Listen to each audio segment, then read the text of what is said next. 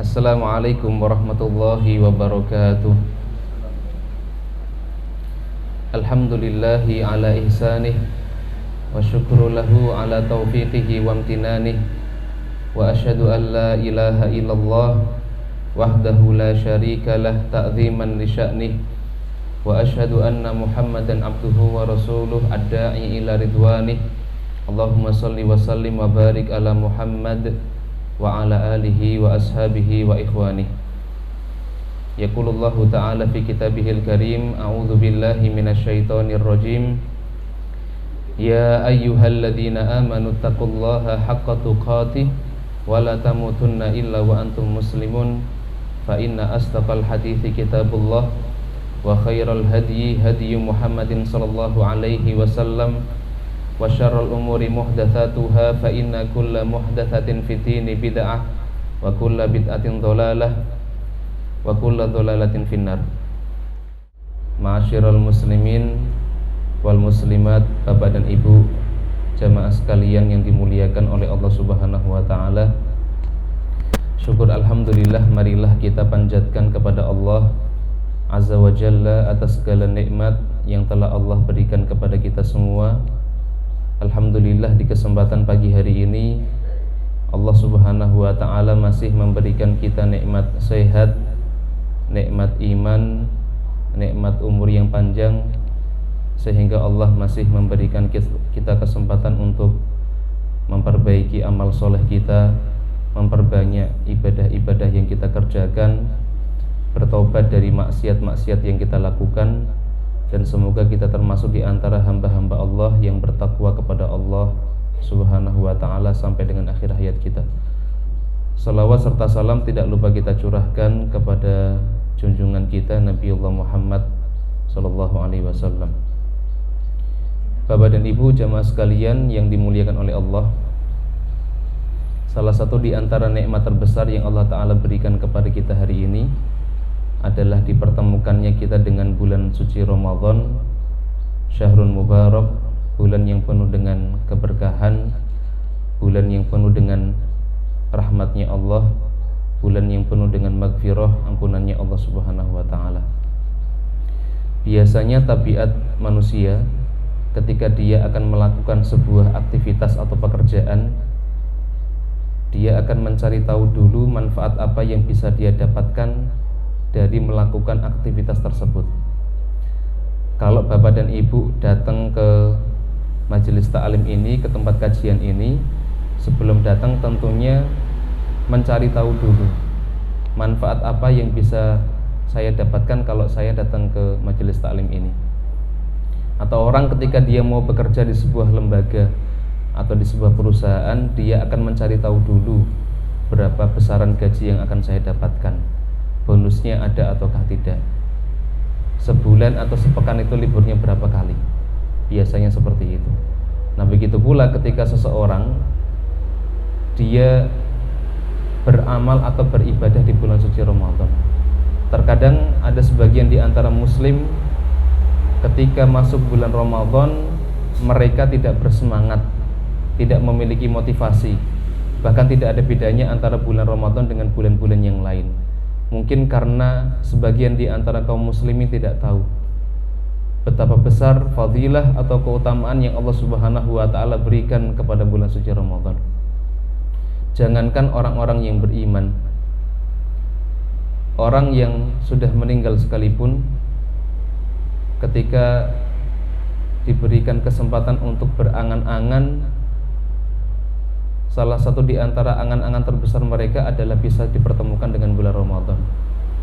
Ibnul Jauzi rahimahullahu ta'ala, beliau pernah menyampaikan di dalam satu perkataannya, Tallahi, demi Allah, lau qila li ahlil kubur, kalaulah seandainya ditanyakan kepada ahlil kubur, kepada orang-orang yang telah meninggal dunia, tamannau, berangan-anganlah kalian, la tamannau yauman min Ramadan, maka pasti mereka akan berangan-angan supaya bisa bertemu dengan bulan Ramadan meskipun hanya satu hari. Ini harapan atau keinginan dari orang yang telah meninggal dunia. Mereka berharap bisa bertemu dengan bulan suci Ramadan. Nah, kita yang masih diberikan umur oleh Allah Subhanahu wa ta'ala, untuk bertemu dengan bulan yang mulia ini, tentunya kita wajib untuk mensyukurinya.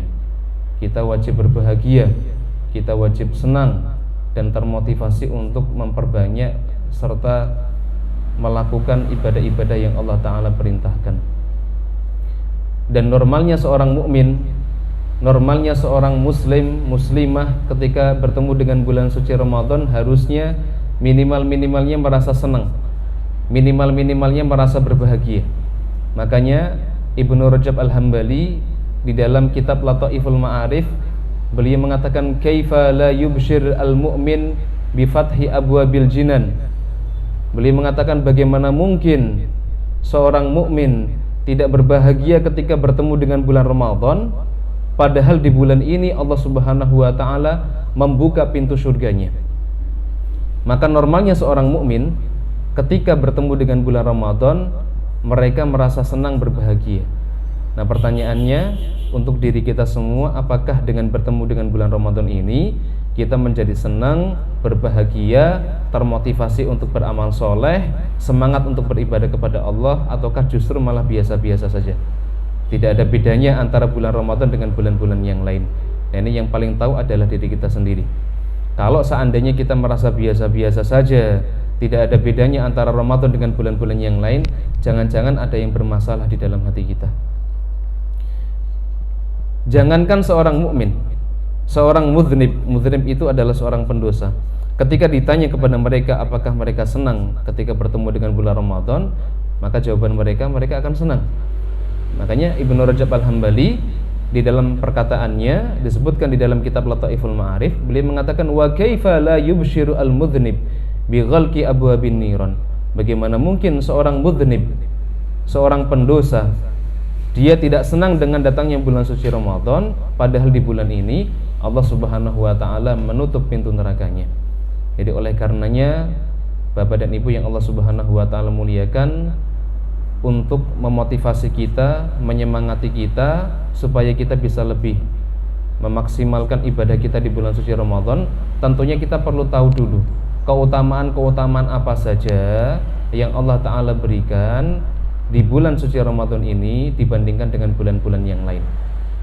Baik, para ulama di dalam banyak aqwalnya, para ulama telah menjelaskan bahwa di antara keutamaan bulan suci Ramadan dibandingkan dengan bulan-bulan yang lain adalah yang pertama, bulan suci Ramadan adalah bulan yang penuh dengan ampunan, bulan yang penuh dengan maghfirah. Allah Subhanahu wa taala di bulan ini membuka pintu taubatnya selebar-lebarnya. Kita seorang muslim, seorang mukmin, kita tahu kapasitas kualitas diri kita. Kita ini banyak maksiatnya. Kita ini banyak dosanya. Bahkan Nabiullah Muhammad SAW pun telah mengabarkan hal tersebut. Beliau mengatakan di dalam hadis yang mulia, kullu bani Adam khata'un. Setiap anak Adam itu khata', kata Nabi. Beliau menggunakan sighah mubalaghah yang menunjukkan banyak salah. Setiap anak Adam itu banyak salahnya. Wa khairu khata'in at-tawwabin, dan sebaik-baik orang yang dia berbuat salah adalah orang-orang yang bertobat kepada Allah. Nah, mumpung kita diberikan kesempatan oleh Allah untuk bisa bertemu dengan bulan Ramadan, harusnya kesempatan ini kita maksimalkan untuk bertobat, beristighfar dari maksiat-maksiat yang kita kerjakan. Kalau seandainya Bapak dan Ibu yang Allah Ta'ala muliakan, di bulan yang penuh dengan rahmat dan ampunan ini kita nggak bisa taubat sama Allah, kita tidak bisa berhenti dari maksiat yang kita kerjakan, sholat kita masih males, bacaan Al-Quran kita masih males, terus kapan kita mau taubat? Kalau di dalam situasi dan kondisi yang benar-benar ideal untuk bertobat saja kita nggak bisa taubat, apalagi di bulan-bulan yang lain. Pertanyaan seperti itu. Sampai kapan kita akan bergelut dengan maksiat-maksiat yang kita kerjakan? Sampai kapan kita akan malas untuk beramal soleh kalau di bulan yang mulia ini kita malas untuk beramal soleh? Pertanyaannya itu. Baik, kembali lagi kepada fadilah yang pertama dari bulan suci Ramadan. Bulan Ramadan adalah bulan yang penuh dengan maghfirah, bulan yang penuh dengan ampunan. Rasulullah SAW di dalam hadis yang sahih, beliau telah mengabarkan kepada kita semua.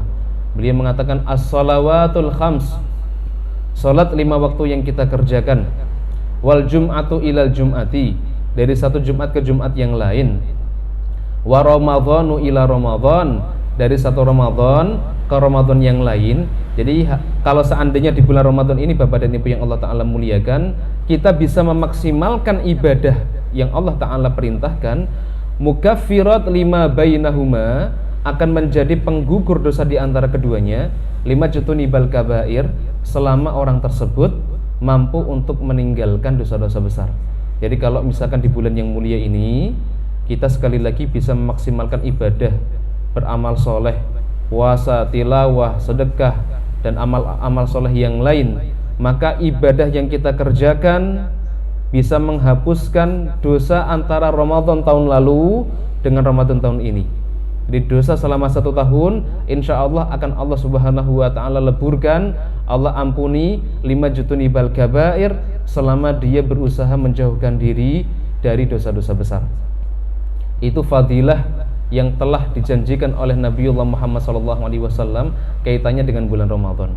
Dan kalau kita amati satu persatu ibadah-ibadah yang Allah Ta'ala perintahkan selama bulan Ramadan, memang fadilah-fadilah atau keutamaan-keutamaannya salah satu diantaranya adalah untuk menggugurkan dosa-dosa kita. Ana ambilkan contoh yang pertama, ibadah puasa Ramadan, ibadah siam Ramadan. Ibadah puasa Ramadan, selain Allah Subhanahu wa Ta'ala menawarkan pahala yang tidak terhingga, pahala yang tidak terbatas, karena pahala dari orang-orang yang berpuasa di bulan Ramadan, kata Allah Subhanahu wa Ta'ala di dalam hadis yang sahih, ketika Nabi sallallahu alaihi wasallam menyebutkan satu hadis, kullu amali bani Adam yudha'af al-hasanatu asyur amthaliha ila 700 dhi'fin. Kata Nabi sallallahu alaihi wasallam, beliau mengatakan setiap amalan yang dikerjakan oleh anak Adam, Allah akan melipat gandakan sampai dengan 10 kebaikan sampai dengan 700 kali kebaikan. 10 sampai dengan 700 kali lipat Allah Subhanahu wa Ta'ala akan memberikan pahala dari setiap amal soleh yang kita kerjakan. Wa qala Allahu azza wa jalla, kemudian Allah Subhanahu wa Ta'ala menyebutkan di dalam hadis qudsinya, illa sauma, kecuali puasa, kata Allah, kecuali amalan puasa, kecuali ibadah puasa, fa innahu li wa ana ajzi bihi, karena puasa itu adalah untukku dan akulah yang nanti akan langsung membalasnya. Yada'u syahwatahu wa ta'amahu min ajli, orang yang dia berpuasa meninggalkan syahwatnya, meninggalkan makan dan minum min ajli, karena aku, kata Allah Subhanahu wa Ta'ala. Jadi puasa itu pahalanya tidak ada yang tahu kecuali hanya Allah Azza wa Jalla. Kalau amalan-amalan yang lain terkadang Allah menyebutkan bilangan, menyebutkan pahala yang akan Allah Ta'ala berikan. Misalkan sholat fardu, bagi orang-orang yang dia mengerjakan sendirian, Allah Ta'ala akan berikan pahala 1 derajat. Bagi orang-orang yang dia mengerjakan secara berjamaah, Allah Subhanahu wa Ta'ala akan berikan pahala 27 derajat. Atau sedekah misalkan, Allah Subhanahu wa Ta'ala bisa lipat gandakan sampai dengan 700 kali lipat. Nah, puasa ini hanya Allah Subhanahu wa Ta'ala yang tahu. Sebagian ulama, termasuk diantaranya Ibnu Rajab Al-Hambali, mengatakan bahwa pahala orang yang berpuasa itu tidak terbatas dan tidak terhingga. Alasannya apa? Alasannya apa? Di antara alasannya yang disebutkan oleh beliau, karena orang yang berpuasa dia dituntut oleh Allah Subhanahu wa Ta'ala untuk bersabar. Dan pahala orang yang bersabar, kata Allah Subhanahu wa Ta'ala di dalam surat Az-Zumar ayat yang ke-10, Allah berfirman, innama yuwaffas sabiruna ajruhum bighairi hisabin, sesungguhnya balasan untuk orang-orang yang bersabar bighairi hisabin, tidak terhingga. Dan orang-orang yang dia berpuasa itu dituntut oleh Allah untuk mengamalkan 3 kesabaran sekaligus. Yang pertama apa? Yang pertama adalah sabar di dalam melaksanakan perintah Allah atau kewajiban yang Allah Ta'ala perintahkan. Kita yang sedang berpuasa itu dituntut oleh Allah untuk sabar di dalam menjalankan perintah ini. Mungkin ada sebagian di antara kaum muslimin, tetangga kita, saudara kita, di saat kita sedang berpuasa, mereka tidak berpuasa. Pinggir jalan ada warung buka, ada orang muslim, muslimah pakai jilbab makan, ya. Atau mungkin kita punya tetangga muslim atau muslimah, mereka tidak berpuasa. Nah, di saat orang lain tidak berpuasa, kita diperintahkan oleh Allah untuk sabar, tetap berpuasa, mengerjakan perintah Allah Subhanahu wa taala. Ini sabar yang pertama. Kemudian sabar yang kedua, yang dituntut kepada orang-orang yang berpuasa adalah sabar di dalam menahan kemaksiatan. Orang yang dia berpuasa dituntut oleh Allah Subhanahu wa taala untuk sabar tidak melakukan maksiat-maksiat. Kenapa? Karena kalau kita berpuasa, kemudian kita masih melakukan kemaksiatan-kemaksiatan, baik itu melalui lisan kita, melalui mata kita, telinga kita, hati kita, pikiran kita, atau seluruh anggota badan kita, maka maksiat kita tersebut bisa mengurangi pahala puasa yang akan Allah Ta'ala berikan. Bahkan kalau maksiatnya itu banyak, bisa bikin minus bahkan. Misalkan satu hari puasa isinya gibahin orang terus, gak sholat, dusta, nyolong, atau maling misalkan.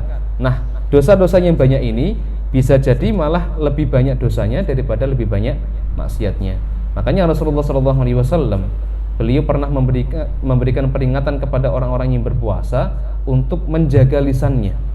Nabi mengatakan, man lam yada' qaula zur wal amala bihi falaisa lillahi hajatan fi an yada'a ta'amahu wa syarabahu.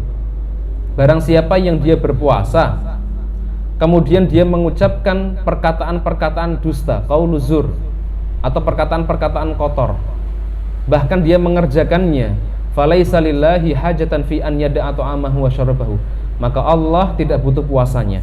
Allah tidak butuh dia menahan syahwat, Allah tidak butuh dia menahan lapar, Allah tidak butuh dia menahan hausnya. Artinya apa?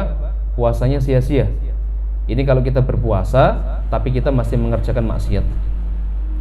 Ini tuntutan yang kedua dari Allah Subhanahu wa taala kepada orang-orang yang berpuasa agar sabar di dalam menahan kemaksiatan. Kemudian sabar yang ketiga yang dituntut kepada orang-orang yang dia berpuasa adalah sabar di dalam menerima takdir yang tidak mengenakan. Orang yang sedang puasa enak atau enggak, Pak, Bu? Enggak enak. Lapar, haus, tenggorokan kering, bibir pecah-pecah, sariawan, mata berkunang-kunang mungkin ya. Enggak enak. Tapi kita dituntut oleh Allah Subhanahu wa taala untuk bersabar dengan kondisi seperti ini. Nah, karena seorang yang berpuasa dia melakukan atau mengamalkan 3 kesabaran sekaligus, maka kata Ibnu Rajab Al-Hambali, pahala orang yang berpuasa tidak terbatas, tidak terhingga, dan hanya Allah Subhanahu wa taala yang tahu. Baik, kembali lagi kepada tadi, bahwa orang yang berpuasa selain akan mendapatkan pahala yang tidak terhingga, Rasulullah SAW juga mengabarkan bahwa orang yang berpuasa mereka akan diampuni dosa-dosanya oleh Allah Subhanahu wa taala yang telah lalu. Nabiullah Muhammad SAW telah menjelaskan hal ini di dalam hadis yang diriwayatkan oleh Imam Al-Bukhari dan Imam Muslim. Apa kata Nabi? Man shoma Ramadhana, barang siapa yang dia berpuasa di bulan Ramadan, kata Nabi, imanan wahtisaban, dengan keimanan, wahtisaban, mengharapkan pahala dari Allah, ikhlas karena Allah. Karena ada orang-orang yang dia berpuasa nggak ikhlas karena Allah, ada. Orang yang berpuasa tujuannya bukan karena lillah, tujuannya bukan karena mencari ridha Allah, tapi tujuannya adalah untuk kesehatan, ada.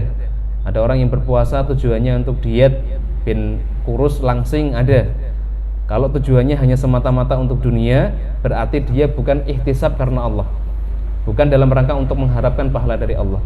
Maka kata Nabi SAW, barang siapa yang dia berpuasa di bulan Ramadan dengan keimanan dan mengharapkan pahala dari Allah, ghufira lahu ma taqaddama min dzambihi, maka Allah akan menghapuskan, mengampuni dosa-dosanya yang telah lalu. Allah akan memaafkan dosa-dosanya yang telah lalu. Rawahul Bukhari wa Muslim, hadis ini diriwayatkan oleh Imam Al-Bukhari dan Imam Muslim. Bapak dan Ibu yang Allah Ta'ala muliakan, coba bayangkan, ini baru satu amalan saja yang kalau kita kerjakan dengan baik, kalau kita kerjakan dengan sungguh-sungguh, satu amalan ini bisa meleburkan dosa-dosa kita. Satu amalan ini membuat kita bisa diampuni oleh Allah Subhanahu wa taala dari maksiat-maksiat yang kita kerjakan. Ini baru dari satu amalan. Apalagi kalau seandainya ditambah dengan amalan-amalan yang lain, yang fadilahnya itu juga salah satunya adalah akan mendatangkan ampunan Allah. Contohnya apa, Ustaz? Contohnya sholat tarawih. atau salat malam atau salat tahajud. Kata Nabi Shallallahu Alaihi Wasallam dalam hadis yang diriwayatkan oleh Imam Al-Bukhari dan Imam Muslim, beliau mengatakan, man qama Ramadhana. Kalau yang pertama tadi man shoma Ramadan, yang kedua man qama Ramadhana. Barang siapa yang dia mengerjakan qiyam Ramadan, mengerjakan sholat malam, mengerjakan sholat tarawih, imanan wahtisaban, dengan keimanan dan mengharapkan pahala dari Allah, ghufirallahu ma taqaddama min dambihi, maka Allah akan mengampuni dosa-dosa yang telah lalu. Hadis ini diriwayatkan oleh Imam Al-Bukhari dan Imam Muslim. Ini fadilah yang Allah Ta'ala berikan kepada orang-orang yang mau mengerjakan sholat tarawih, orang-orang yang dia mau mengerjakan sholat malam. Oleh karenanya hari ini ada sebagian di antara kaum muslimin yang mindsetnya salah, yang perlu untuk kita rubah. Mindsetnya apa Ustadz? Ada sebagian di antara kaum muslimin yang mereka mindsetnya itu kalau Ramadan ya puasa. Padahal sebenarnya bulan Ramadan itu bukan hanya sekedar puasa saja. Bulan Ramadan di dalamnya itu ada rangkaian amal soleh, ada rangkaian ibadah yang sangat ditekankan atau diperintahkan oleh Allah Subhanahu wa Ta'ala selain ibadah puasa. Makanya ada sebagian muslim siangnya puasa, malamnya nggak sholat malam, nggak sholat tarawih, bahkan nggak sholat wajib. Ada sebagian orang-orang yang seperti itu. Siangnya puasa benar, tapi kalau diperintahkan untuk sholat zuhur nggak sholat, sholat asar nggak sholat, sholat isya nggak sholat, apalagi sholat tarawih. Ya, ada sebagian yang seperti itu. Padahal sekali lagi Ramadan itu bukan hanya sekedar puasa, termasuk diantaranya amalan-amalan yang sangat ditekankan adalah mengerjakan sholat tarawih atau mengerjakan sholat malam. Rasulullah SAW di dalam hadis yang lain beliau mengatakan, man shalla ma'al imam, barang siapa yang dia mengerjakan sholat malam bareng dengan imam, hatta yansarif, sampai imam selesai, sampai imam bubar, kutiba lahu qiyamul lailatin, maka dituliskan untuknya seolah-olah dia telah mengerjakan sholat malam semalam suntuk dari ba'da isya sampai menjelang waktu fajar. Itu fadilah yang Allah Ta'ala berikan kepada orang-orang yang dia mau mengerjakan sholat malam. Makanya kalau kita melihat bagaimana semangatnya Nabi SAW, Pak Bu, termasuk semangatnya para sahabat di dalam mengerjakan sholat malam, khususnya di bulan Ramadan, luar biasa. Beliau pernah mengerjakan sholat malam di bulan Ramadan. Ketika itu ada sahabat Nabi yang bernama Hudzaifah ibnul Yaman mencoba untuk menjadi imam di samping Nabi. Maka Rasulullah SAW di dalam satu rakaat ini, beliau baca surat Al-Baqarah sampai selesai. Berarti 2,5 juz ini. Ditambah lagi surat Ali Imran sampai selesai. Kemudian ditambah lagi surat An-Nisa sampai selesai. Berarti 5 juz lebih. Ini yang dibaca oleh Nabi SAW dalam satu rakaat. Coba bayangkan. Ya, ini semangatnya Nabi untuk mengerjakan sholat malam di bulan suci Ramadan. Para sahabat pun sama. Di zaman Khalifah Umar bin Khattab, Umar bin Khattab menunjuk 2 imam khusus yang beliau amanahi untuk mengimami sholat tarawih. Siapa mereka? Mereka adalah Ubay bin Ka'ab dan Tamim Ad-Dari. Ubay bin Ka'ab dan Tamim Ad-Dari. Disebutkan di dalam kitab Lataiful Ma'arif bahwa beliau berdua kalau mengimami sholat malam, sholat tarawih, satu rakaat itu bisa 200 ayat. Coba bayangkan, satu rakaat itu 200 ayat. Surat Al-Baqarah itu ada 286 ayat kalau tidak salah. Itu 2,5 juz, masuk juz ketiga pertengahan. Berarti sekitar 1,5 juz. Satu rakaat itu Pak Bu. Nah, ini bisa menjadi bayangan kita, gambaran kita, level keimanan kita dengan mereka itu jauhnya seberapa toh. Kita kalau mengerjakan sholat tarawih di masjid, imamnya baca 1 halaman saja, kaki sudah pegel-pegel, gatel-gatel. Terus hati ini mas kemerungsung, pengennya pindah masjid. Ini beliau, mereka para sahabat Nabi, para tabi'in, ketika mengerjakan sholat malam itu sampai dengan 200 ayat untuk 1 rakaat. Coba bayangkan. Bahkan ada sebagian di antara mereka saking Masya Allah menahan capeknya, itu ada sebagian di antara mereka yang pakai tongkat untuk menyangga tubuhnya. Coba Tamim Ad-Dari kalau ngimami sholat tarawih dari malam sampai dengan menjelang waktu fajar, menjelang waktu subuh. Masya Allah, itu berapa lama, berapa jam, coba bayangkan. Nah, ini bisa kita amati ini standar keimanan kita, level keimanan kita dengan mereka itu seberapa jauh. Nah, ini bisa kita muhasabah diri sendiri, begitu. Ini semangat para sahabat Nabi di dalam mengerjakan qiyamul lail atau salat malam atau salat tarawih. Kemudian amalan yang ketiga yang bisa meleburkan dosa-dosa kita, yang bisa kita amalkan, kita kerjakan di bulan suci Ramadan adalah menghidupkan salat malam bertepatan dengan malam Lailatul Qadar. Kalau yang kedua tadi adalah menghidupkan salat malam di keseluruhan malam bulan Ramadan. Nah, di poin yang ketiga, kalau kita bisa mengerjakan salat malam dan kebetulan bertepatan dengan malam Lailatul Qadar, maka Rasulullah SAW mengabarkan di dalam hadis yang mulia, man qama lailatal qadri imanan wahtisaban ghufira lahu ma taqaddama min dzambihi. Barang siapa yang dia mengerjakan salat malam bertepatan dengan malam Lailatul Qadar, imanan wahtisaban, dengan keimanan dan mengharapkan pahala dari Allah, ghufira lahu ma taqaddama min dzambihi, maka Allah akan mengampuni dosa-dosa yang telah lalu. Rawahul Bukhari.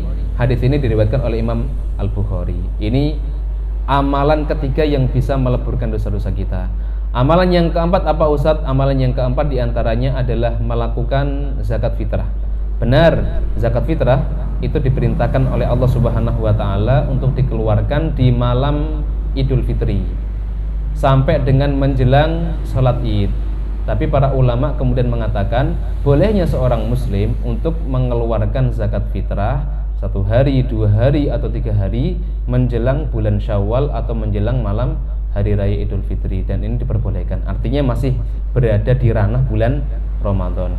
Kata Abdullah bin Abbas radhiyallahu taala anhuma, ketika beliau menjelaskan fadilah atau keutamaan dari zakat fitrah, beliau mengatakan faradha Rasulullah sallallahu alaihi wasallam zakatal fitri.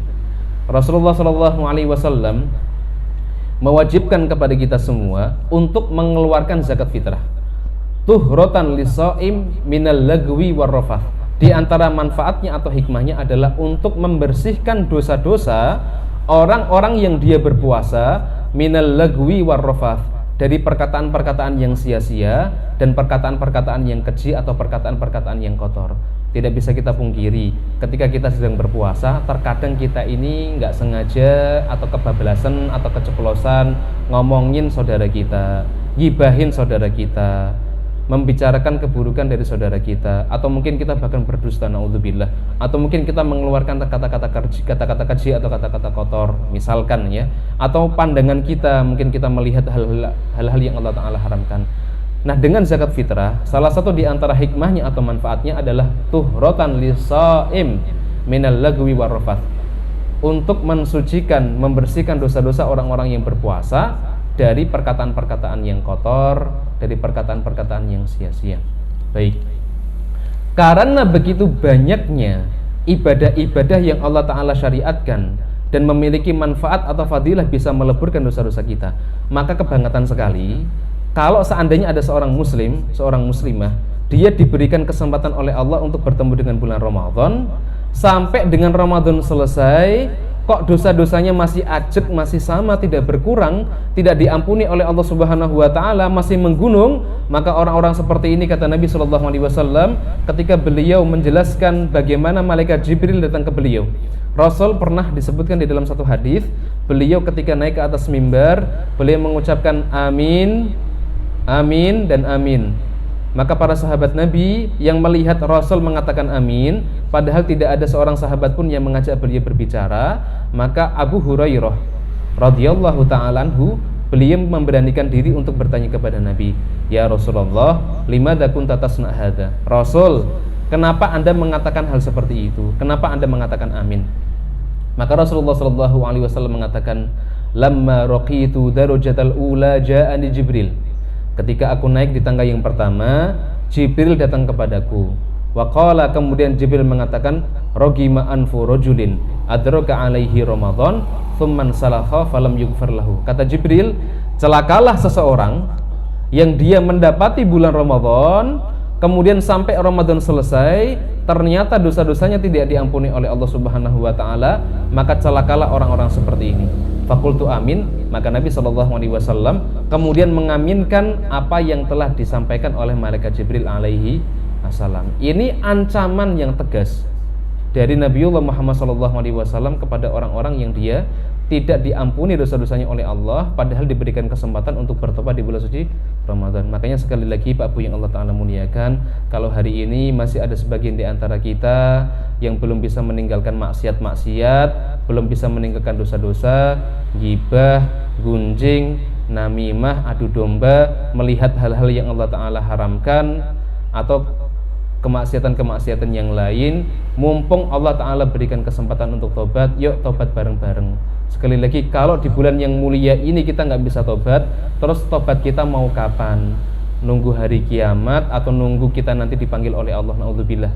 Ya, ini keutamaan bulan Ramadan yang pertama. Kemudian keutamaan bulan Ramadan yang kedua adalah di bulan Ramadan bulan Ramadan adalah bulan diturunkannya Al-Quran. Bulan Ramadan adalah bulan diturunkannya Al-Quran.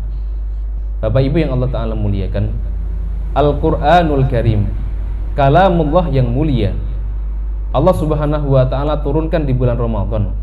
Maka Allah menjadikan bulan Ramadan menjadi sayyidus syuhur, bulan yang paling mulia di antara bulan-bulan yang lain. Al-Quranul Karim, kalamullah yang mulia, Allah Ta'ala turunkan kepada Nabiullah Muhammad SAW, maka Nabi Muhammad SAW menjadi Sayyidul Anbiya, Nabi yang paling mulia dibandingkan dengan Nabi-Nabi yang lain. Al-Quranul Karim, kalamullah yang mulia, diturunkan kepada Nabi Muhammad SAW biwasilati Jibril, dengan wasilah malaikat Jibril, maka malaikat Jibril menjadi malaikat yang paling dekat kedudukannya dengan Allah, menjadi malaikat yang paling mulia.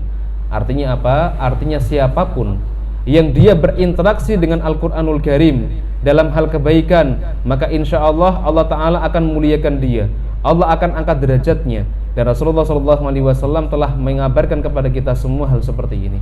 Apa kata Nabi? Rasul mengatakan, Innallaha ta'ala yarfa'u bihadal kitab aqwaman.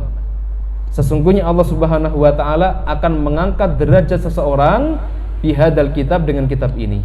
Makanya kita yang masih punya anak, kita yang diberikan amanah oleh Allah, anak, istri, pasangan, apalagi ya saudara dan lain sebagainya, yuk kita sampaikan kepada mereka bahwa Al-Quran ini akan memuliakan kita.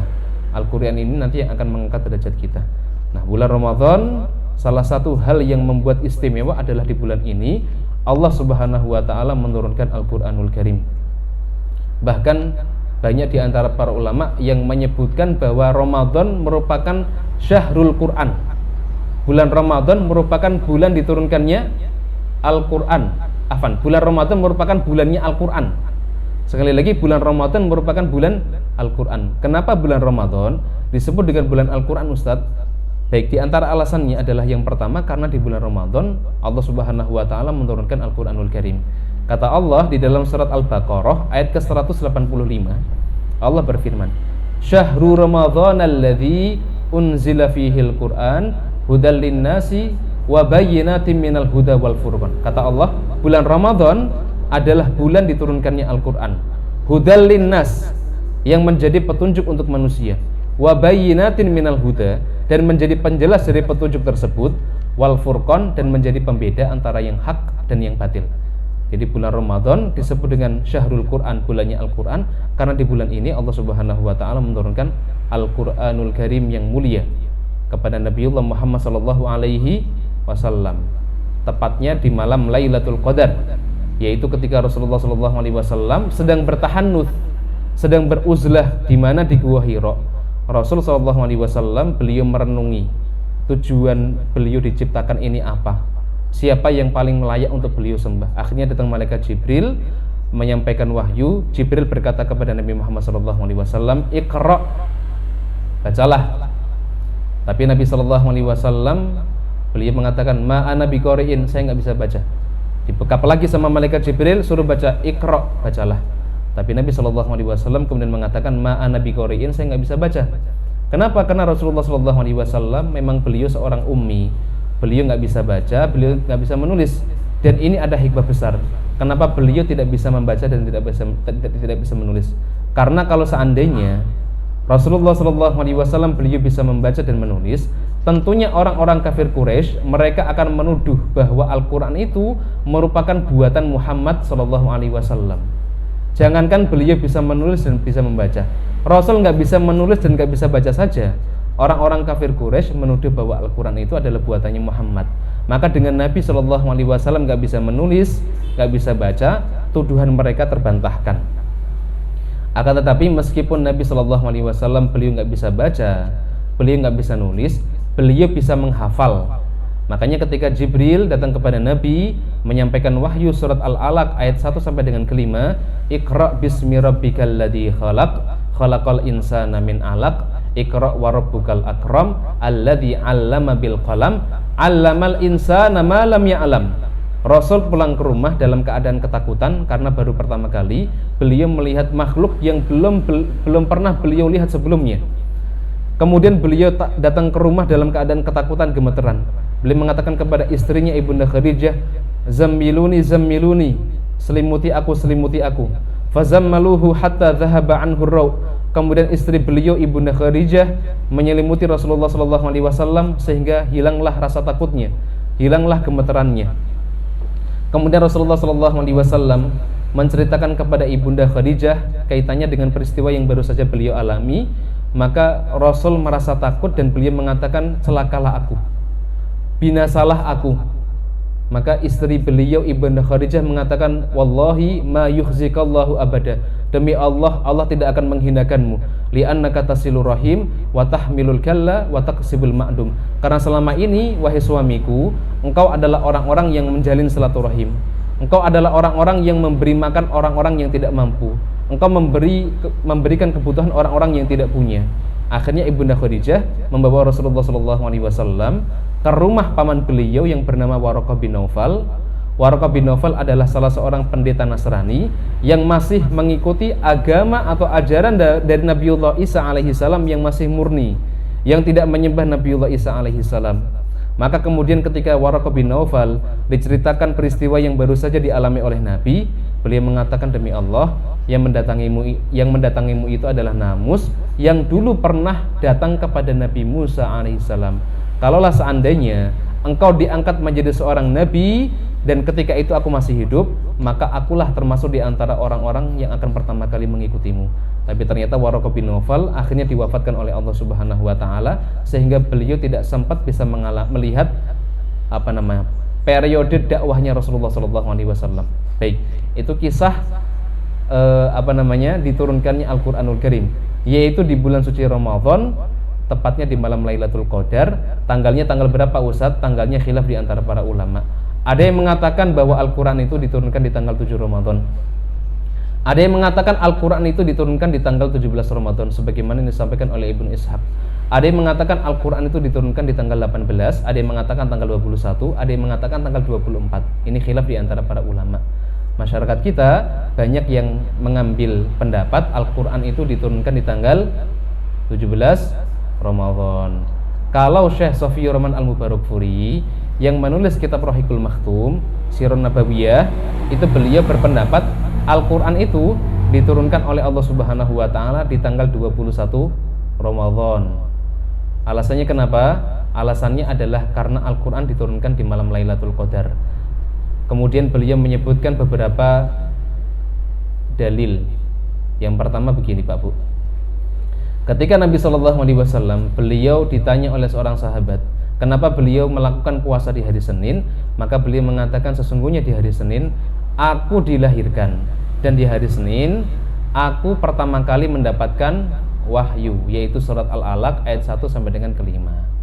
Nah kemudian para mu'arrikh, para sejarawan Islam mencoba untuk meneliti hari Senin di tahun Rasulullah SAW mendapatkan wahyu di bulan Ramadan itu ada 4 tanggal. Yang pertama tanggal 7, yang kedua tanggal 14, yang ketiga tanggal 21, dan keempat tanggal 28. Nah karena Al-Quran diturunkan oleh Allah di malam Lailatul Qadar, dan kita diperintahkan oleh Nabi SAW untuk taharrau Lailatul Qadri fi ashril awakhir min Ramadan. carilah malam Lailatul Qadar di 10 hari terakhir bulan Ramadan. Dalam hadis yang lain disebutkan carilah malam Lailatul Qadar di malam-malam ganjil 10 hari terakhir bulan Ramadan. Jadi pilihannya kalau kita melihat di 10 hari terakhir hanya 2 tanggal. Tanggal berapa? 21 dan tanggal 28. Nah, yang ganjil mana antara 21 atau 28? 21. Makanya Syekh Shafi'i Rahman Al-Mubarakfuri beliau berpendapat Al-Qur'an itu diturunkan di tanggal 21 Ramadan. Baik, ini hanya masalah khilaf untuk turunnya Al-Qur'an ya, nuzulul Qur'an ya. Dan mungkin jadi thaqafah Islam gitu, wawasan lah seperti itu. Tidak harus diperdebatkan. Nah, kemudian saya mana tadi? Sebab yang pertama kenapa Ramadan disebut dengan Syahrul Quran, bulannya Al-Quran, adalah karena di bulan ini Allah Subhanahu wa taala menurunkan Al-Qur'anul Karim. Kemudian di bulan suci Ramadan, alasan yang kedua adalah banyak di antara kita, banyak di antara kaum muslimin yang interaksi dengan Al-Qur'an itu semakin intens, semakin sering. Bahkan ini dicontohkan oleh Nabiullah Muhammad SAW, dicontohkan oleh para sahabat Nabi, dicontohkan oleh para ulama. Rasulullah SAW disebutkan di dalam hadis yang sahih, riwayat Imam Al-Bukhari dan Imam Muslim, disebutkan bahwa kana Nabiyyu SAW ajwadun nas. Rasul itu adalah orang yang paling dermawan. Wa ajwadu ma yakunu fi Ramadan, dan kedermawanan beliau itu semakin bertambah ketika masuk bulan suci Ramadan. Haina yalqahu Jibril, ketika Jibril bertemu dengan Nabi, wa kana Jibril yalqahu fi lailati Ramadan, dan Jibril bertemu dengan Rasulullah SAW fi kulli lailatin min Ramadan, di setiap malam bulan Ramadan. Fayudarisuhu, kemudian malaikat Jibril mengajarkan Al-Qur'an kepada Nabiullah Muhammad SAW, dan ini tidak dilakukan di bulan-bulan yang lain. Jadi setiap malam Bapak dan Ibu yang Allah Ta'ala muliakan, Rasul di bulan suci Ramadan beliau ngaji bareng dengan malaikat Jibril. Beliau belajar dari malaikat Jibril terhadap kaitannya dengan Al-Qur'anul Karim. Itu sekali lagi tidak dilakukan kecuali di bulan suci Ramadan. Kemudian Nabi ketika mengerjakan sholat malam juga lebih lama. Contohnya tadi, ketika Rasul mengerjakan sholat malam, ada Hudzaifah bin Yaman jadi makmum. Rasul baca Al-Baqarah, Ali Imran, An-Nisa, Masya Allah, itu Rasul. Para sahabat pun sama, seperti contohnya tadi Umar bin Khattab menunjuk Ubay bin Ka'ab dan Tamim Ad-Dari untuk menjadi imam sholat tarawih, dan yang beliau baca Masya Allah 1 rakaat 200 ayat. Kemudian para ulama-ulama kita, para ulama tabi'in, para ulama tabi'ut tabi'in, mereka interaksinya dengan Al-Quran luar biasa. Ada seorang ulama tabi'in namanya Al-Aswad bin Yazid, disebutkan di dalam kitab Syiaru A'lam An-Nubala, kana Al-Aswad yakhtimul Quran fi Ramadan fi kulli lailataini. Al-Aswad beliau menghatamkan Al-Quran di bulan Ramadan itu setiap 2 malam. Berarti 1 hari beliau baca Quran berapa juz? 15 juz. Ada lagi ulama salaf yang bernama Qatadah, kana Qatadah yakhtimul Quran fi kulli sab', wa idza jaa Ramadan yakhtimul Quran fi kulli 3, wa idza dakhala fi 'ashr awakhir yakhtimul Quran fi kulli lailatin. Disebutkan di dalam kitab Syiar A'lam An-Nubala, Qatadah itu di hari-hari biasa selain Ramadan beliau biasa menghatamkan Al-Quran setiap 7 hari sekali, dan ketika masuk Ramadan beliau menghatamkan Al-Quran setiap 3 hari sekali, dan ketika masuk 10 hari yang terakhir beliau menghatamkan Al-Quran setiap hari, setiap malam. Masya Allah, ini semangatnya para ulama di dalam membaca Al-Quran. Ada lagi Imam Asy-Syafi'i, disebutkan di dalam kitab Syiar A'lam An-Nubala, kana Syafi'i yakhtimul Quran fi Ramadan 60 khatmatan. Imam Syafi'i beliau selama bulan Ramadan beliau bisa menghatamkan Al-Quran sampai dengan 60 kali. Berarti 1 hari beliau hatam 2 kali, Pak Bu. Nah, kita sehari berapa lembar ini? Saya jadi ragu ya. Iya, harusnya menjadi motivasi untuk kita semua ya. Kalau di bulan yang penuh dengan kemuliaan ini, bulan Quran, kita masih rak gelem emoh maca Quran, terus kapan maca Quran coba? Ya. Di bulan Ramadan yang Masya Allah rumah-rumah itu banyak orang-orang baca Quran, masjid-masjid banyak orang-orang tadarus Quran lah, seperti itu. Kok masih ada di antara kita malas baca Quran di bulan Ramadan, nggak punya target, Sehari punya target berapa? Nggak ada misalkan. Terus kapan kita mau baca Quran coba? Mumpung kita masih diberikan kesempatan oleh Allah, yuk setelah kita kajian hari ini bikin target. Kalau bisa di dalam rumah tangga kita disepakati, bapak-bapak sebagai kepala rumah tangga bantu untuk mengarahkan ibu-ibunya, mengarahkan pasangannya, mengarahkan anak-anaknya. Yuk nang, yuk le, yuk bi, yuk yah, yuk papa, papi lah atau sebagainya. Yuk kita sepakati selama bulan Ramadan misalkan sehari minimal 1 juz misalkan. Kalau masih berat yo setengah juz lah begitu. Harusnya bisa. Kalau kita melihat bagaimana semangat para ulama tadi bisa membaca sehari itu 15 juz, 10 juz, ada yang 1 kali hatam, harusnya kita ya minimalnya jangan sampai terlalu jauh lah jaraknya dengan mereka begitu.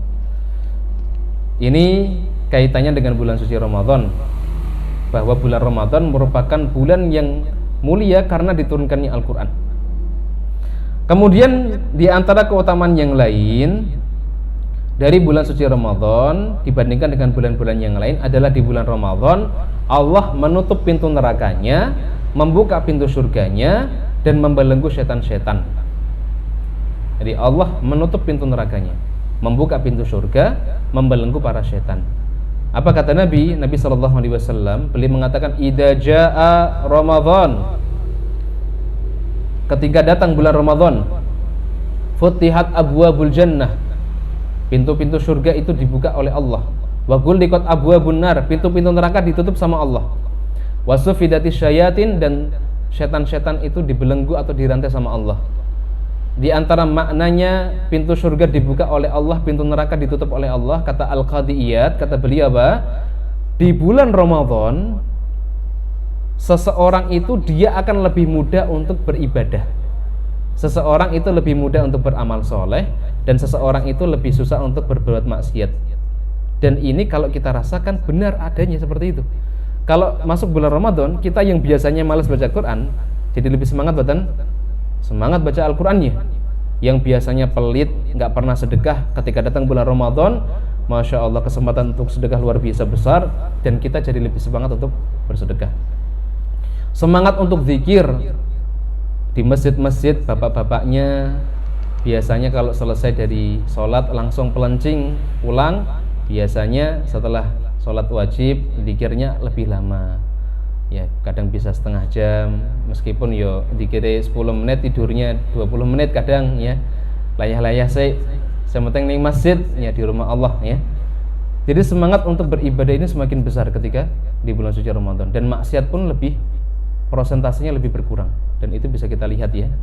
Hari ini kalau di bulan Ramadan itu orang-orang yang mau maksiat mikir-mikir dulu sih. Orang-orang laki-laki perempuan yang biasanya pacaran siang hari, asose istirahat ya. Saya nunggu Ramadan selesai baru nanti ketemuan lagi ya. Atau orang yang mau nyuri maling misalkan, itu juga mikir-mikir dulu kalau mau maling, seperti itu. Kemudian apa? Setan-setan itu dibelenggu oleh Allah Subhanahu wa taala. Mungkin ada sebagian di antara kita yang bertanya-tanya, Ustadz, kalau setan itu benar dibelenggu oleh Allah di bulan suci Ramadan, kenapa hari ini masih ada orang yang berbuat maksiat? Begitu nggih? Di bulan Ramadan masih ada nggak orang yang nyuri? Ada. Orang yang nggak sholat? Ada. Nah pertanyaannya, kenapa masih ada orang berbuat maksiat di bulan Ramadan? Padahal Allah telah membelenggu para setan. Di antara alasannya yang disebutkan oleh para ulama, yang pertama, sumber kemaksiatan itu bukan hanya setan. Termasuk di antara sumber kemaksiatan itu adalah hawa nafsu kita. Jadi orang yang dia sudah terbiasa maksiat, setan nggak perlu ngempori bu pak, setan nggak perlu ngajak, setan nggak perlu nunjukkan ke kita, ngarahkan ke kita, tidak perlu.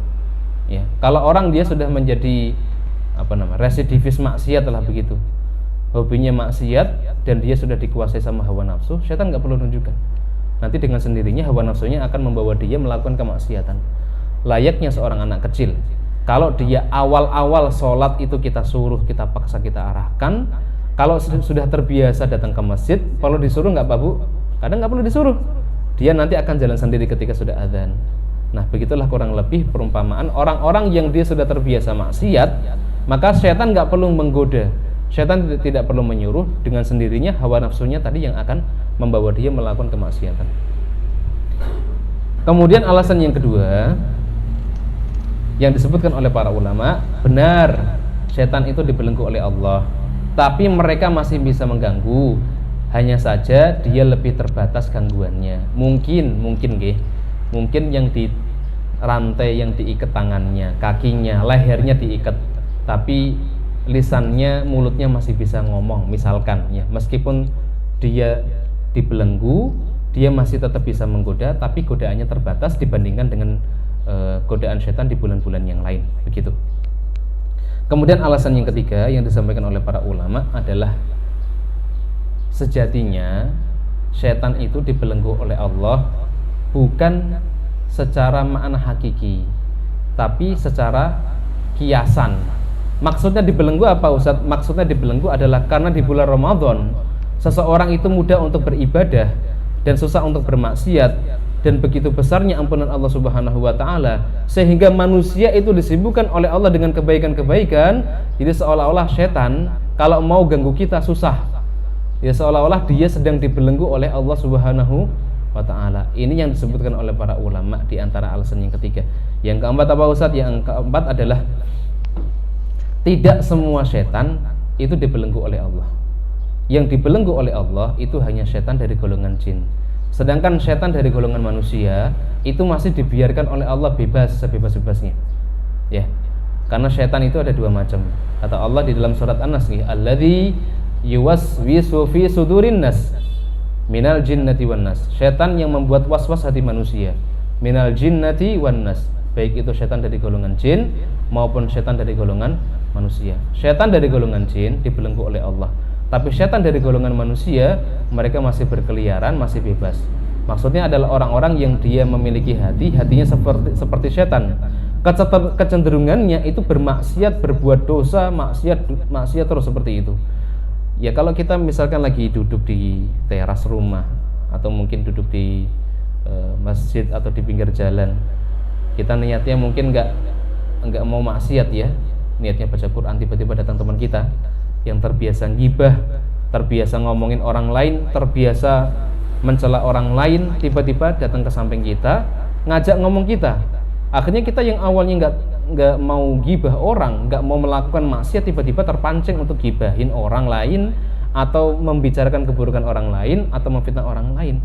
Nah, ini sejatinya teman kita ini setan dalam bentuk manusia yang mencoba untuk menggoda kita supaya melakukan kemaksiatan. Itu diantara alasan yang disampaikan oleh para ulama. Baik, ini keutamaan bulan Ramadan yang keberapa? Yang ketiga. Setan-setan pintu neraka ditutup oleh Allah, pintu surga dibuka oleh Allah, dan setan-setan dibelenggu oleh Allah Subhanahu wa taala.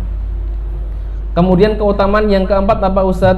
Terdapat malam yang penuh dengan kemuliaan dan keberkahan. Di bulan Ramadan terdapat malam yang penuh dengan kemuliaan dan penuh dengan keberkahan. Malam apa ini?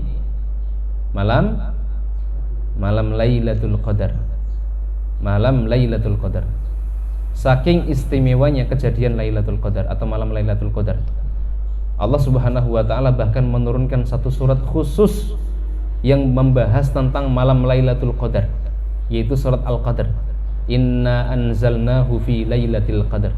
Wa ma adraka ma Lailatul Qadar, dan seterusnya. Dan malam Lailatul Qadar ini adalah malam yang istimewa, malam yang penuh dengan keberkahan dan kemuliaan. Di antara istimewanya malam Lailatul Qadar apa Ustadz? Yang pertama, di antara keistimewaan malam Lailatul Qadar adalah di malam Lailatul Qadar adalah malam yang lebih baik daripada 1000 bulan. Malam yang lebih baik daripada 1000 bulan. Nanti bisa dibaca di surat Al-Qadr ayat ketiga. Lailatul Qadri khairun min alfi syahr. Malam Lailatul Qadar itu lebih baik daripada 1000 bulan. Artinya apa? Artinya kalau seandainya kita beribadah di malam Lailatul Qadar semalam suntuk, maka kita mendapatkan malam Lailatul Qadar seolah-olah kita telah beribadah kepada Allah selama 1000 bulan, atau kalau dikalkulasikan dalam bentuk tahun sekitar 83 tahun 4 bulan. Masya Allah, ibadah yang kita lakukan satu malam itu dihitung oleh Allah seperti kita beribadah selama 83 tahun 4 bulan. Itu kalau kita dapat satu malam. Kalau seandainya kita bisa dapat 10 malam atau 10 tahun, Masya Allah, 83,4 kali 10 berarti 834 tahun kita beribadah kepada Allah Subhanahu wa taala. Oleh karenanya malam Lailatul Qadar ini merupakan keistimewaan yang Allah taala berikan hanya untuk umat Rasulullah sallallahu alaihi wasallam. Umat-umat yang lain tidak ada malam Lailatul Qadar. Sehingga ini menjadi kabar gembira untuk kita semua. Meskipun Allah itu memberikan umur untuk kita semua, umur yang relatif pendek antara 60 sampai dengan 70 tahun. Kata Nabi sallallahu alaihi wasallam, "A'maru ummati ma baina sittin ila sab'ina sanah." Umur umatku antara 60 sampai dengan 70 tahun. Wa qaliluhum man yajuzu 'ala dzalik, dan sedikit saja di antara mereka yang umurnya lebih dari itu. Meskipun umur kita tergolong umur yang pendek jika dibandingkan dengan umat-umat yang lain. Umat-umat yang lain ada yang umurnya 1000 tahun lebih, ada yang ratusan tahun, tapi kita diberikan keistimewaan oleh Allah bisa bertemu dengan malam Lailatul Qadar. Kalau kita bisa memaksimalkan malam Lailatul Qadar, kita bisa dihitung beribadah kepada Allah selama 834 tahun, Masya Allah. Itu kalau kita dapatnya 10 tahun. Kalau dapat 20 tahun Pak Bu, berarti berapa itu? 83,4 kali 20, 1608 tahun. 680 ya? 1680 tahun, betul Mas Arif? Ya Masya Allah. Siapa di antara kita yang bisa beribadah 1000 tahun lebih? Coba bayangkan. Ya, ini subhanallah sekali. Kalau kita benar-benar bisa dapat malam Lailatul Qadar loh ya, kalau kita bisa benar-benar maksimalkan untuk ibadah. Nah pertanyaannya adalah bagaimana kalau seandainya di malam itu kok kita qadarullah menghabiskan malam tersebut untuk bermaksiat kepada Allah? Naudzubillah ya Allah. Ternyata malam itu karena ada film Korea baru misalkan, ibu-ibu semangat nonton film Korea semalam suntuk ya, atau nonton dangdutan misalkan ya, atau nonton TV yang gak ada manfaatnya. Naudzubillah. Itu berapa dosa yang akan kita dapatkan, coba bayangkan. Kira-kira dosanya dilipat gandakan gak Pak Bu? Dosanya dilipat gandakan gak kalau seandainya kita bermaksiat pas di malam Lailatul Qadar? Ya, para ulama kemudian menjelaskan masalah ini. Para ulama mengatakan kalau seseorang dia berbuat baik, berbuat amal soleh di malam Lailatul Qadar, Allah akan lipat gandakan pahalanya. Tapi kalau seandainya seseorang dia berbuat maksiat, berbuat dosa di malam Lailatul Qadar, dosanya tidak dilipat gandakan oleh Allah, tapi kualitasnya akan semakin bertambah. Dosa itu ada bentuknya kuantitas dan kualitas. Kalau kuantitas itu namanya kamiyah, kalau kualitas namanya kaifiyah. Kaifiyahnya bertambah, kamiyahnya tidak. Kalau seseorang dia berbuat maksiat di bulan suci Ramadan, dosanya dihitung 1, tapi dia akan semakin membesar. Kualitas dosanya semakin gede, semakin besar. Itu bahayanya. Kata Allah Ta'ala di dalam Al-Quranul Karim, "Man ja'a bil hasanati falahu asyru amthaliha." Barang siapa yang dia berbuat baik, baginya 10 kali lipat dari pahala tersebut atau kebaikan tersebut. Wa man jaa'a bis-sayyi'ati fala yujza illa mithlaha. Barang siapa yang dia berbuat maksiat kepada Allah, maka Allah tidak akan membalas maksiat tersebut kecuali yang semisalnya. Maksiatnya tidak dilipat gandakan oleh Allah, tapi kualitas dosanya, kaifiyahnya itu akan semakin gede, semakin menggunung. Naudzubillahi min dzalik. Ini keutamaan yang pertama malam Lailatul Qadar.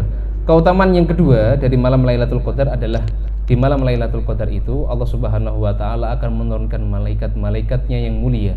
Bahkan dijelaskan di dalam sebuah atsar, di malam Lailatul Qadar itu Allah akan menurunkan malaikat yang nantinya akan mencari hamba-hamba Allah yang beribadah kepada Allah di masjid-masjid, di musola-musola, di rumah-rumah, yang sedang baca Quran, yang sedang sholat tahajud, yang sedang berzikir kepada Allah, yang sedang beribadah.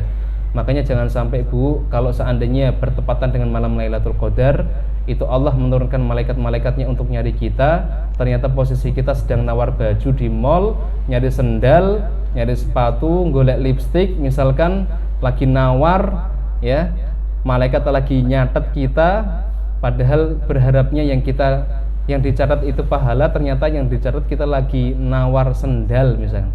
Alhamdulillah. Makanya di 10 hari terakhir bulan Ramadan, maksimalkan waktu kita untuk beribadah kepada Allah, baca Quran, zikir. Kita banyak habiskan waktu untuk beribadah. Belanja boleh, tapi jangan banyak-banyak, jangan ya jangan seharian lah, masuk belanja dari esok sampai tengah wengi. Apalagi sekarang ada naik sale ya, diskon tengah malam ya. Tengah malam yang harusnya kita sibuk untuk sholat tahajud, baca Quran, tapi malah sibuk dengan tuku kelambi ya, karena banyak diskon, banyak promo di situ nggih. Ini keutamaan yang kedua. Keutamaan yang ketiga adalah malam Lailatul Qadar adalah malam yang penuh dengan keberkahan.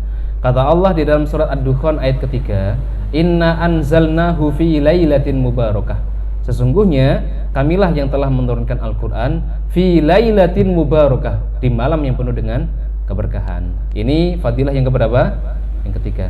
Kemudian keutamaan yang keempat dari malam Lailatul Qadar adalah malam Lailatul Qadar itu disebut oleh Allah dengan salamun. Salamun. Kata Allah di dalam surat Al-Qadar ayat kelima, salamun hiya hatta matla'il fajr. Malam itu penuh dengan salamun. Kalau di dalam Al-Quran terjemahan, salamun diartikan kesejahteraan. Hatta matla'il fajr, sampai dengan terbitnya waktu fajar.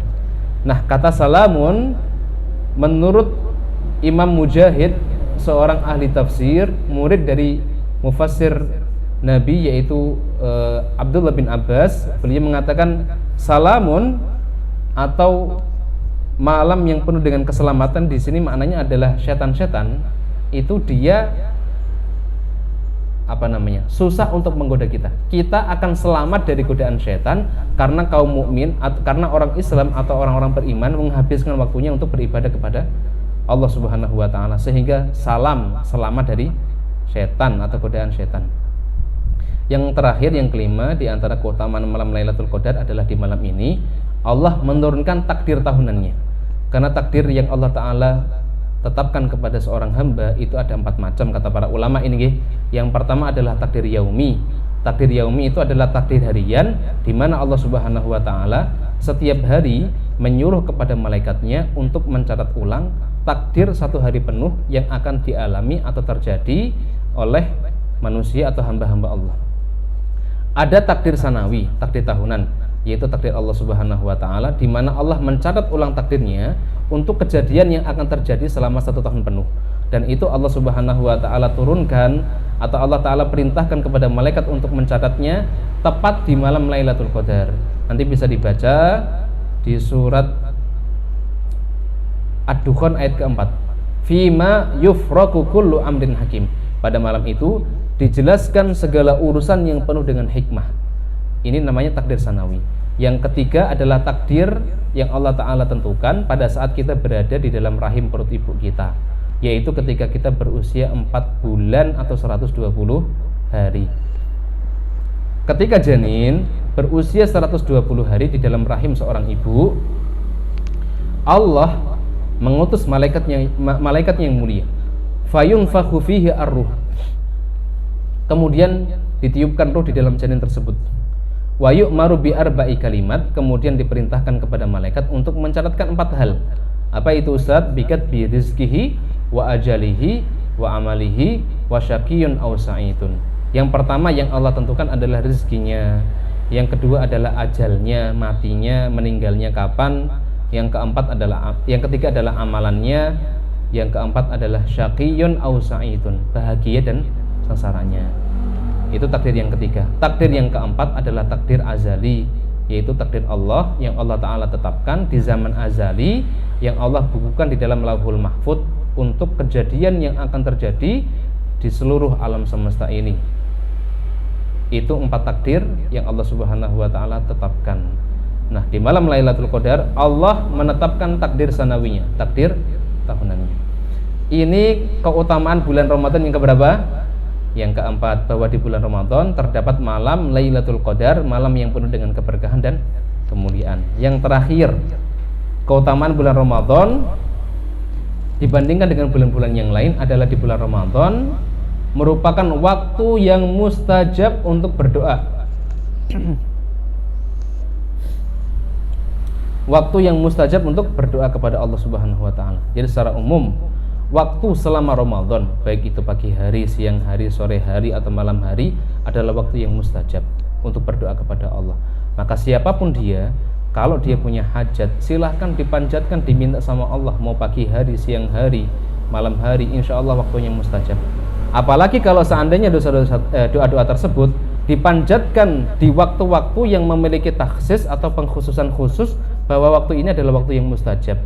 Misalkan kapan Ustadz? Misalkan di antara waktu mustajab yang lain adalah waktu yang kita berdoa ketika menjelang iftar atau menjelang berbuka puasa. Ini Masya Allah, ini waktu yang sangat mustajab sebelum iftar atau sebelum berbuka.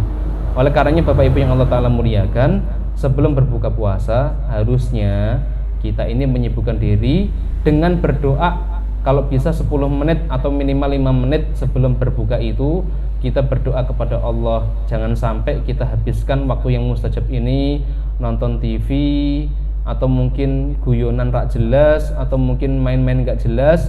Maka kita berusaha untuk memaksimalkan waktu yang mustajab ini untuk berdoa kepada Allah waktu menjelang berbuka.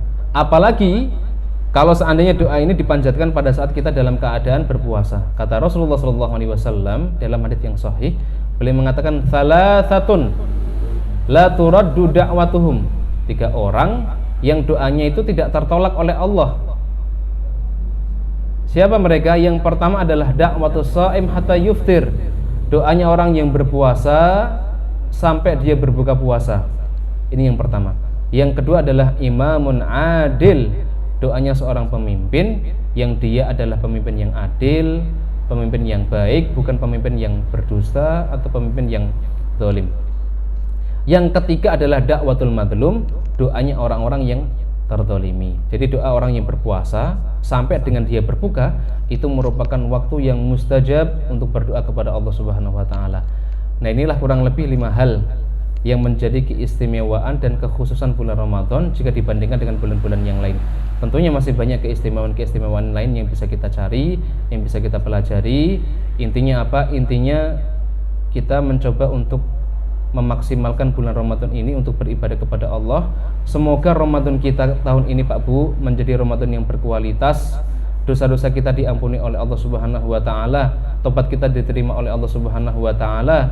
Kemudian kita bisa membaca Al-Qur'an dengan maksimal, zikir dengan maksimal, sedekah juga dengan maksimal, seluruh ibadah bisa kita maksimalkan sehingga kita termasuk di antara orang-orang yang bertakwa sebagaimana yang telah Allah Subhanahu wa taala jelaskan bahwa tujuan dari berpuasa adalah la'allakum tattaqun, supaya kalian menjadi hamba-hamba yang bertakwa. Hadza wallahu taala a'lam bishawab. Selesai sudah pembahasan kita pada siang hari ini. Semoga Allah Subhanahu wa taala memberikan keberkahan dari ilmu yang kita dapatkan. Semoga ilmu-ilmu yang kita dapatkan juga menjadi ilmu yang bisa kita amalkan, serta ilmu yang bisa kita dakwahkan, kita ajarkan kepada keluarga kita, kepada saudara-saudara kita, kepada teman-teman kita. Kita tutup dengan hamdalah dan kafaratul majelis. Alhamdulillahirabbil alamin. Subhanakallahumma wa bihamdika asyhadu an la ilaha illa anta astaghfiruka wa atubu ilaik. Assalamualaikum warahmatullahi wabarakatuh.